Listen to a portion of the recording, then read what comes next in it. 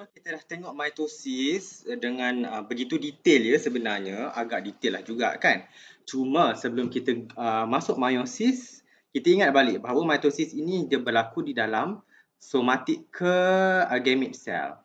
Ingat perkataan somatic, MTI. MT, somatic, mitosis. Okay, ingat itu.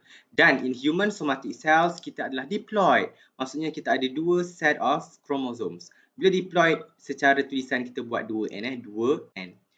We are diploid, we have two complete sets of chromosomes. Maksudnya satu, kalau let's say kromosom 1 kita ada dua kromosom 1. Dua kopi of kromosom 1. Satu kopi kita dapat daripada father, satu kopi kita dapat daripada mother. Daripada father ni daripada mana asalnya? Sperm lah. Okey, daripada sperm itu dia akan bawa kromosom 1, dia akan bawa satu kopi kromosom 2, kromosom 3, kromosom 4 dan sebagainya. Dia akan bawa satu kopi sahaja. Mother ni pula dia akan dekat mother punya ovum akan ada ni lah, akan ada satu kopi kromosom 1, satu kopi kromosom 2, one copy of kromosom 3, 4, 5 and so on. Dan ketika fertilization, ketikanya reproduction, diorang akan fuse together. Maka dengan itu dia akan pair lah kromosom 1 daripada father, dia akan pair dengan kromosom 1 daripada mother. Maka membentuklah kita punya diploid organisms. That's why meiosis tadi dia kena separuh. Yang ni masuk dalam sperm, yang ni akan masuk dalam ovum. Nanti kita akan tengok later lah. Ini saya nak beritahu itu sahaja. Okay, we have 23 sets of homologous chromosomes dan saya dah explain kenapa dia panggil homologous sebab dia sama. Same length, same size, same level of centromere, same stain. Okay, dia ada menunjukkan stain yang sama. So we call it homologous chromosomes. Walaupun kromosom 1 dengan 2 ni nampak sama tetapi dia berbeza. You boleh nampak. Ni adalah centromere dekat tengah, yang ni centromere dekat atas sikit, yang ni hitam sikit, yang ni cerah sikit. Dia tak sama walaupun nampak sama tetapi dia tak sama. Okay, kromosom 1 dengan kromosom 2 dia tak sama. Kalau itu dipanggil non-homologous chromosomes. Sebab dua ni dia tak sama, so non-homologous chromosomes. Yang ni sama. This copy of chromosome 1 sama dengan copy of chromosome 1 from the mother. Hence, dia adalah homologous chromosomes. Cuma disebabkan kita ada dua set of chromosomes, satu kromosom tu kita ada dua, maksudnya kalau kita ada 23 pair of chromosomes, 23 darab 2 kromosom, in total kita ada 46 chromosomes. Dan kalau awak nak tahu ini adalah single chromosomes, maksudnya dia tidak ada sayap, dia yang sebelah sayap saja. Dia hanya ada satu kromatid saja. Okay, yang ni kenapa dia hanya ada satu kromatid? Sebab this cell dia tak divide. That's why dia ada satu kromatid saja. Before mitosis, each copy chromatid will duplicated in the process known as DNA replication in S phase of interphase. Jadi, kalau sel ini, if let's say, dalam satu sel ini, dia ada these chromosomes. Kalau dia nak divide, maksudnya sekarang, setiap kromatid itu, setiap kromosom itu akan copy. Dia akan photostat. Dia akan tambah sayap di sini. Okay? Nampak? Ini adalah duplication. This duplication berlaku ketika S phase of interphase. Process is known as DNA replication. Allow formation of duplicated chromosome. Dengar betul-betul. This process is known as DNA replication. In S phase of interphase, allow formation of duplicated chromosomes. Okay? Itu adalah ayat yang betul lah. Dan kenapa kena photostat 2? Because kita nak maintain the number of diploid number. Nanti kita akan tengoklah yang ni akan berpisah. Satu sel, yang ni berpisah akan satu sel. Tadi dalam mitosis. Okay? Otherwise, sel akan mutation lah. Satu from father, satu from mother. Alright? Okay, untuk lebih lanjut contohlah kita ambil satu kromosom 1 ni. Contoh kita ambil kromosom 1 ni, kita tengok dekat satu saja. Kalau kita tengok semua mentai awak pening. Let's say kita tengok satu ni yang mewakili semua. Alright, kromosom 1. Let's say lah kita ada, kromosom 4. Let's say kita ambil kromosom 4. You bayanglah kromosom mana-mana tapi sama je kan. So ambil kromosom 4. Let's say we have a pair of kromosom 4. Satu kopi yang biru ni daripada father. Satu kopi ini kita dapat daripada mother. That's why kita ada, dalam satu sel kita ada dua kopi of kromosom 4 dan dua kopi of other chromosomes. In order untuk divide into dua, sel akan replicate its DNA. Sel akan replicate its DNA during S phase of interphase. Dan disebabkan adanya replication of DNA, maka dengan itu daripada satu kromatid daripada satu kromosom now akan ada double duplicated chromosomes. Ini kita panggil kromatid. Dua ini kalau kita refer pada ini disebabkan dia sama, hence this one kita panggil sister kromatid. Maka terbentuklah sayap yang lagi satu. Ini sayap asal, patut ada penambahan sayap yang lagi satu. Ini adalah proses known as DNA replication. Berlaku di sini. DNA replication berlaku ketika ini dan menghasilkan duplicated chromosomes. Kemudian, these chromosomes, awak kena faham ini adalah kromosom part yang sama. Kromosom yang sama sebab sama tinggi, sama size, sama level of centromere. Kemudian, ketika proses macam ni lah, dia dah dia akan membentuk this chromosome structure. After that, dia akan line dekat metaphase plate in metaphase dan awak boleh nampak kinetochore microtubule akan attach dekat kinetochore from both poles. After that, bila dia align, dia akan tarik, yang ni akan tarik, yang interpolar microtubule akan panjang menyebabkan terpisahnya kromosom itu tadi. Bila terpisah chromatids itu tadi, chromosomes, centromere akan move first dan nampaklah kaki dia tertinggal kat belakang kan. And then telophase berlaku, awak boleh nampak dia condense and uncoil. Eventually akan adanya cytokinesis memisahkan dua sel ini. Dan awak boleh nampak dalam satu daughter cell, setiap daughter cell akan ada same chromosome number macam kat atas tadi. Kalau dekat atas ni 2N sama dengan 2. Awak boleh nampak dekat atas ni sama.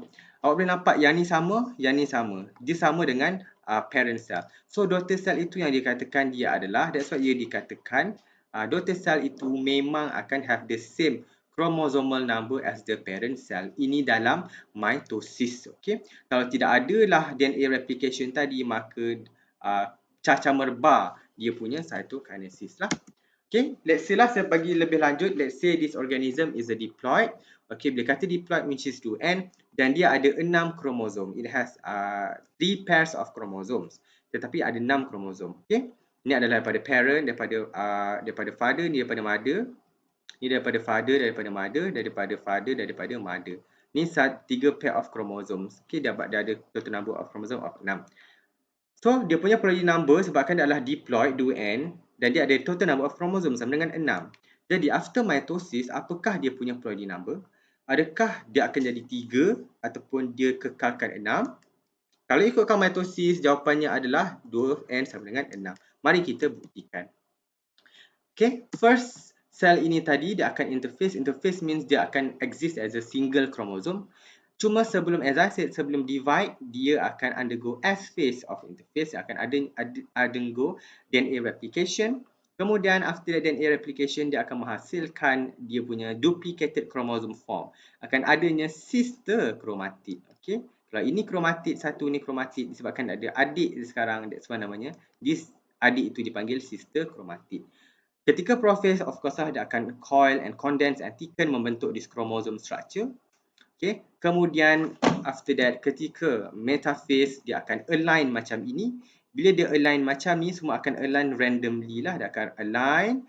Kemudian akan ada kinetochore microtubule and everything. Dia akan attach dekat kinetochore kiri dan kanan. Now dia akan split during telophase and during anaphase. Eventually after telophase, awak akan nampak di bahagian dia akan berpisah dia punya centromere ini, dia akan terpisah. Yang ini akan pergi sini, yang kanan akan pergi yang kanan, menghasilkan dua daughter cells yang sama macam parent dia. Awak boleh nampak sama saja macam parents dia. Kalau let's say cell ini divide, if let's say cell ini nak divide, dia akan repeat balik yang this one. Sama juga macam ni. If this cell nak divide, dia akan repeat macam ni.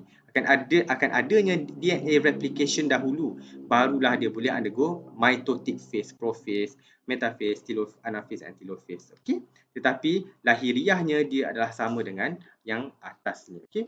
It's just that, adakah, patut ada soalan, adakah yang atas ni sama dengan yang bawah ini? Sama. Sebab macam mana kita nak tahu the number of chromosome, kita tak tengok number kaki ni. Tidak. Kita tak bilang, oh yang ni ada 2 kaki. Maksudnya patutnya dia double lah. Tidak. Kita tengok number of centromere.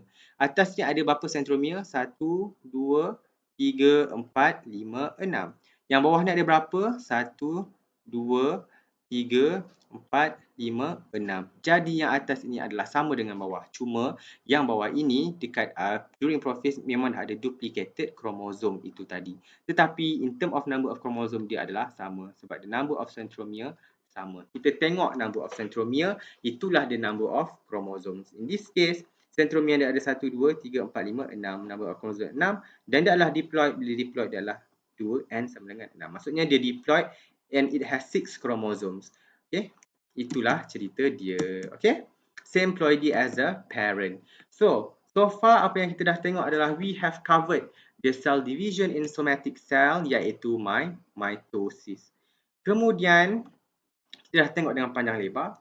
Now kita nak tengok pula the cell division in the germline cells, the one yang menyebabkan lead to the production of sperm and ovum.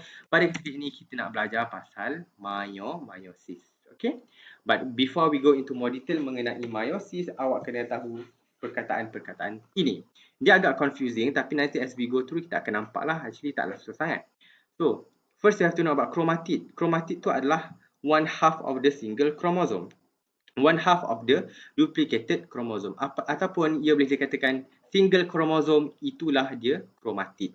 Okay, sebab dia hanya ada sebelah half of the duplicated chromosome ini dipanggil chromatid.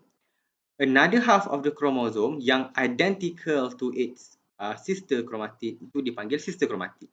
This chromatid yang sama dengan sebelah ini, dengan sama dia punya another chromosome is known as sister chromatids. Dua-dua ini adalah sama kembar. So sister chromatids.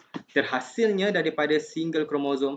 Kenapa daripada single chromosome daripada sebelah ini boleh dapat another sebelah disebabkan adanya DNA replication during S phase. DNA replication during S phase. Okay, dan diorang ini attached melalui this region yang dipanggil centromere dan akan ada kinetochore microtubule dekat centromere. Okay, while joined to sister chromatid will make up one chromosome. Cuma nanti dia akan separate during meiosis 1. Okay, kemudian kita nak tengok pula homologous chromosome. Okay, apa itu homologous chromosome? Dia adalah a pair of chromosome of the same length, same centromere position, same size and same staining pattern. Kalau dia menepati 4 ciri ini, dia adalah homologous chromosomes.